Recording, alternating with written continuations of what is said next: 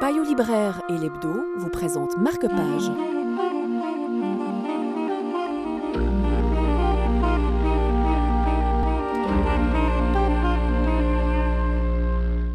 Dans les années 1810, à Lyme Regis, un petit village de la côte sud de l'Angleterre, une certaine Mary Anning découvre ses premiers fossiles et se passionne pour ces étranges créatures. Elle se lie d'amitié avec Elizabeth Philpott, une autre femme, elle aussi passionnée de fossiles. Ensemble, elles tenteront de pénétrer dans ce monde scientifique, à l'époque exclusivement masculin. C'est ce que raconte le nouveau roman de Tracy Chevalier, une écrivain américaine établie à Londres depuis plus de 20 ans et dont on se souvient tous de l'excellent roman, qui fit d'ailleurs un très beau film, La jeune fille à la perle.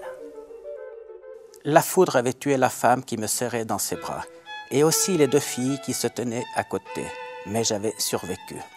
Il paraît que j'étais une enfant silencieuse et maladive avant l'orage, et que c'est en grandissant que je suis devenue pleine de vigueur et d'entrain. En tout cas, le souvenir de cette foudre court encore en moi comme un frisson qui marque les moments forts de ma vie. Quand j'ai vu le premier crâne de crocodile trouvé par Joe, et quand j'ai trouvé le reste de son corps. Quand j'ai découvert mes autres monstres sur la plage, quand j'ai rencontré le colonel Birch. Parfois, je sens la foudre me frapper sans que je sache pourquoi. De temps en temps, je ne comprends pas, mais j'accepte ce que me dit la foudre, car la foudre, c'est moi. Elle est entrée en moi quand j'étais bébé et elle n'est jamais repartie. Prodigieuse créature est un roman passionnant qui plonge dans une époque pas si lointaine, à peine 200 ans, où on ne savait pas ce qu'étaient les fossiles.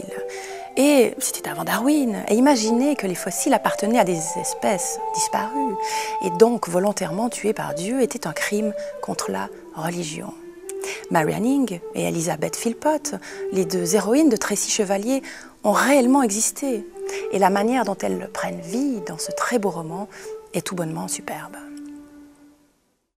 Payot Libraire et l'Hebdo vous ont présenté Marque-Page.